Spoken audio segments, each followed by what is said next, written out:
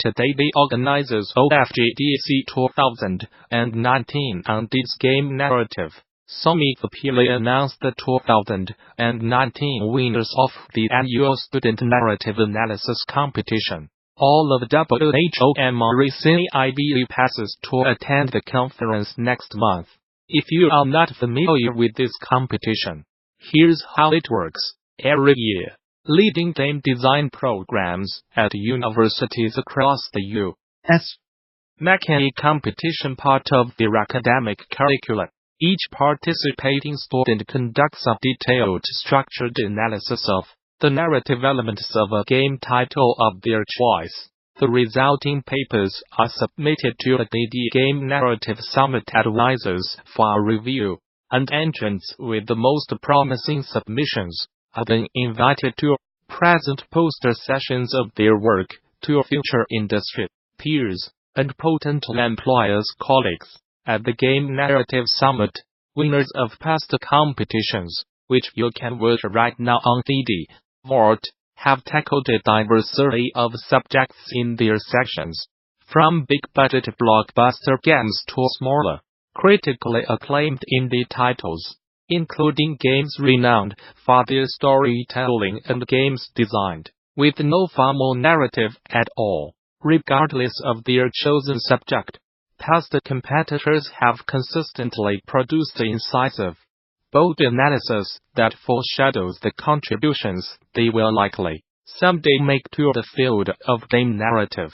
This year's competition featured another strong group of entrants from schools across the country, and we are proud to announce that this YARSWI and any ARS are platinum winners. Gold winners.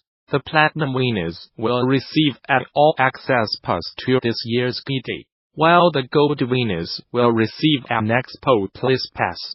All winners have the opportunity to present a special poster session, highlighting their work on the show floor, and those sessions will be available for public viewing after the show on THEDD's Evolved.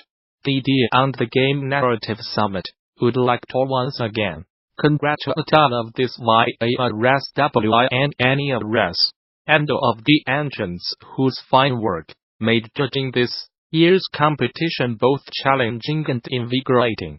For more details on GDC 2019, visit the show's official website, or subscribe to regular updates via Facebook, Twitter, OS.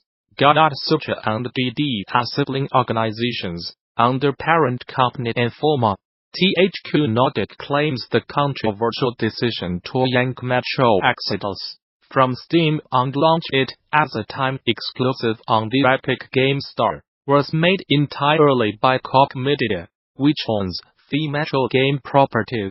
Although THQ Nordic owns both Koch Media and its publishing division Deep Silver, THQ Nordic explained the decision to publish Metro Exodus as a timed Epic Store exclusive was made entirely on Koch Media's side, as Metro is their intellectual property. Recent tweet from THQ Nordic. They are a sister company of THQ Nordic VN, which is the reason why we can and will not comment on this matter. While the deal itself is notable as being the second big-name title Epic has pushed from Steam in recent weeks, it's interesting to see Koch's parent company distance itself from the move. We do not want to categorically exclude the possibility of timed exclusives for any of our games in the future, THQ Nordic added. But speaking in the here and now, we definitely want to have the players choose the platform of their liking and make our portfolio available to as many outlets as possible. As for how the deal unfolded, Deep Silver chief executive Clemens Kondratys explained the publisher wanted to take advantage of the Epic Game Store's generous annual share, which would see the company take an 88% revenue split, compared to the standard 70%. The folks over at Steam were not impressed, however, and although Metro Exodus will return to Valve's marketplace, In February 2020, the company branded the deal unfair.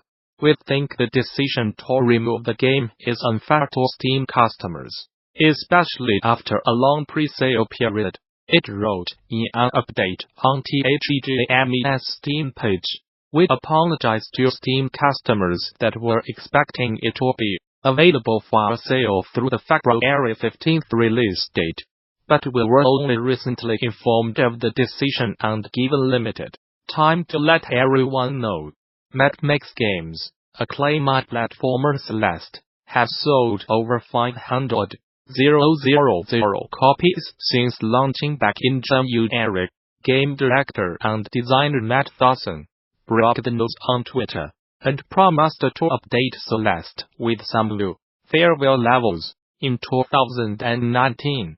First-month programmer Noel Berry initially created a prototype of Celeste for the Pico 8 virtual game console during a 5-day game jam. That version of the game has since been dubbed Celeste Classic and contained 30 challenging levels designed to test the skills of platforming aficionados and speedrunners. Eventually, Thorson and Berry decided to turn their prototype into a full-fledged release and brought the finished product to the Nintendo Switch, X1, PlayStation 4, Windows, Linux, and macOS earlier this year.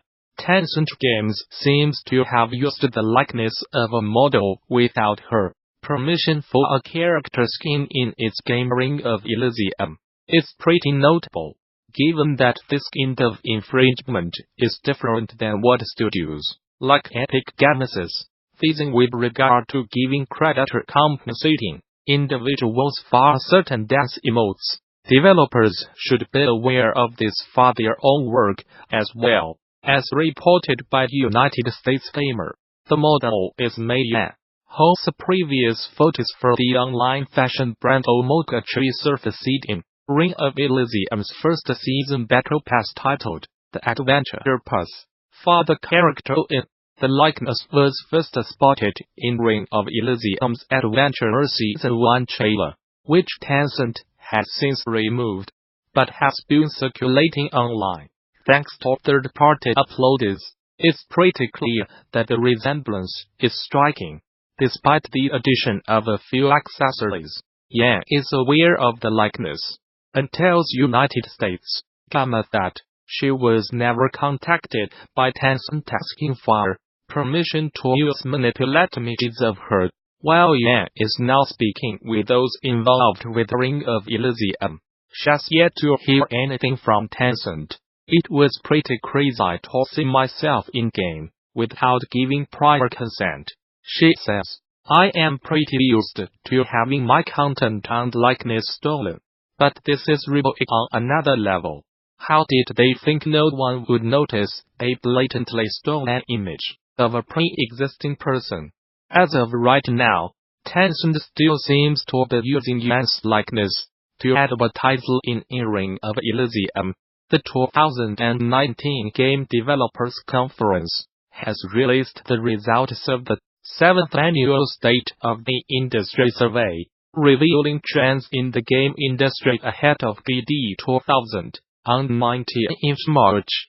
The survey compiles responses from nearly 4,000 game developers, and reflects that nearly half of game developers support game industry unionization, as well as uncertainty around Steam's revenue-sharing model, and insights into the amount of time developers have spent working overtime hours in so-called crunch. The State of the Industry Survey is the 7th entry in the ongoing series of yearly reports and serves as a snapshot of the game industry, illustrating industry trends ahead of GDC 2019, organized by UP. GDC 2019 takes place March 18th-22 at the Moscone Convention Center in San Francisco, California. Nearly half of game industry professionals think game industry workers should unionize. Unionization is a hot topic in the game industry these days. and nearly half of the game industry professionals surveyed think it's a good idea. When asked whether they thought game industry workers should unionize, 47% said yes, 26% said maybe, 16% said no, and 11% said they did not know. However, when asked whether they think video game workers actually will unionize, only 21% said yes. The largest share, 39%, gave an uncertain, maybe. 25% of respondents said they do not think it will happen, and 15% said that they do not know. It is critical that people who work in games are able to maintain a healthy lifestyle.